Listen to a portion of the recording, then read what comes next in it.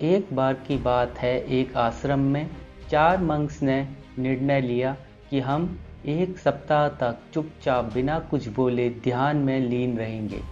और उसके लिए उन्होंने मोमबत्ती को अपना प्रतीक माना, जो कि उन्हें याद दिलाती रहेगी कि हमें चुपचाप ध्यान में लीन रहना है। फिर वो चारों ने मोमबत्तियाँ जलाई और अपने अपने स्थान पर जाकर ध्यान में लीन हो गए। रात होते होते मोमबत्ती बुझने लगी और पहला मंक बोला, हे भगवान। दूसरा मंक बोला, तुम क्यों बोल रहे हो, हमें चुपचाप ध्यान में लीन रहना था। और तीसरा मंक बोला, तुम दोनों क्यों बोल रहे हो।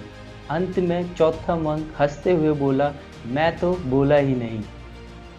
दोस्तों, उन सभी के बोलने के अपने अलग अलग कारण थे, लेकिन चारों में से किसी ने भी कुछ नहीं सोचा और अपने विचार प्रकट कर दिए।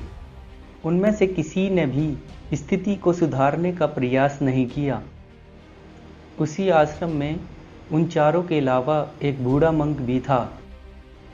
वह बिना कुछ बोले और बिना उनकी तरफ ध्यान दिए हुए अपना ध्यान करता रहा।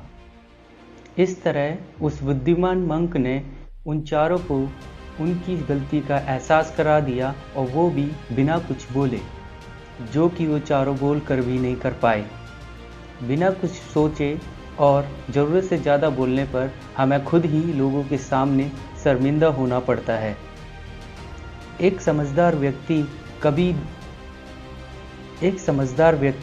कभी भी किसी को बिना मांगे सलाह नहीं देता, क्योंकि वह जानता है कि बिना मांगी गई सलाह का कोई मतलब नहीं होता और ना ही सामने वाला उस सलाह को मानता है।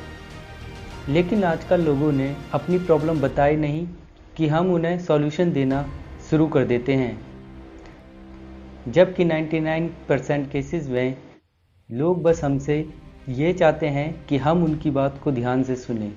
वो सब चीज़ें तो वो जानते ही हैं उन्हें करना क्या है। कभी कभी शांत रहना भी बहुत काम आता है।